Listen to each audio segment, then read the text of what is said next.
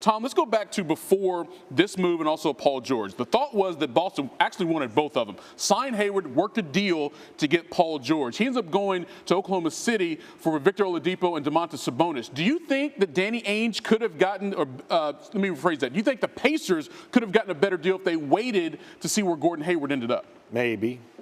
Probably not. Probably not. Why not? Well, look, in fantasy land where we're doing it up on the board, I'm just showing how it can happen. Right. It's all just in this make-believe world. They didn't know they were going to get Hayward. They didn't know that Boston. Right. You know, now might they give up something more to really go for it? Yeah, maybe.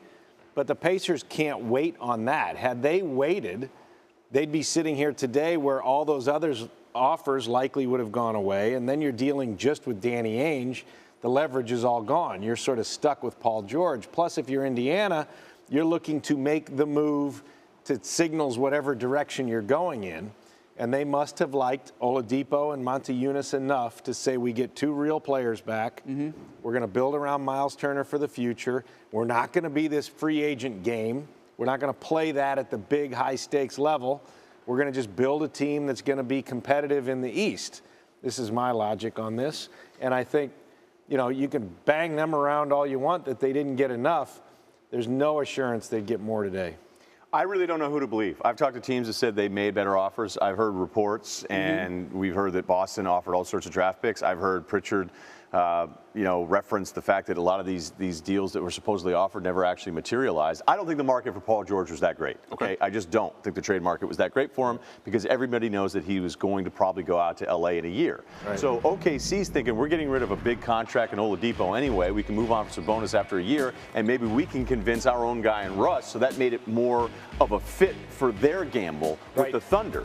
The problem that I have with people saying that they couldn't wait is why would Presti say no to the Paul George, Sabonis, Oladipo deal today?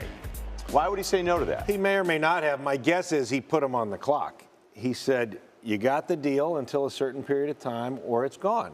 And okay, and I get in theory it would be like, okay, you're holding up the rest of my free agency, but if I were Pritchard and I really wanted to see if Boston would get back into this thing, not to interrupt you, some of these deadlines that I hear about, well, that's your deadline.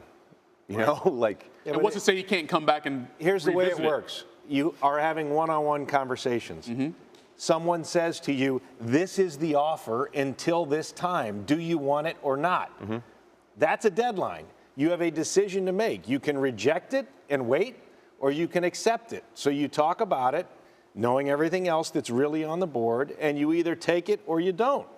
You know, and as time goes by, the leverage was going to get worse for Indiana, and they're faced with a really challenging situation to turn their expiring asset, who's going to L.A. next year, into something, and they chose what they chose. And I also don't think, for the Boston question that you started here with, Michael, I don't know how anybody, even with the Celtics having all of these picks, who would ever applaud the Celtics moving a top 5 draft pick for Paul George for 1 year? No.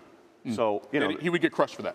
Right. So deservedly so, quite honestly. Right? Yeah, and I don't think they thought, they could say all they want about, like, oh, we'll get him in here, the Celtics culture, banners green. Well, if it's not understood right. As an extension prior to him making that trade, Ainge can't make that trade. So I had no problem with him.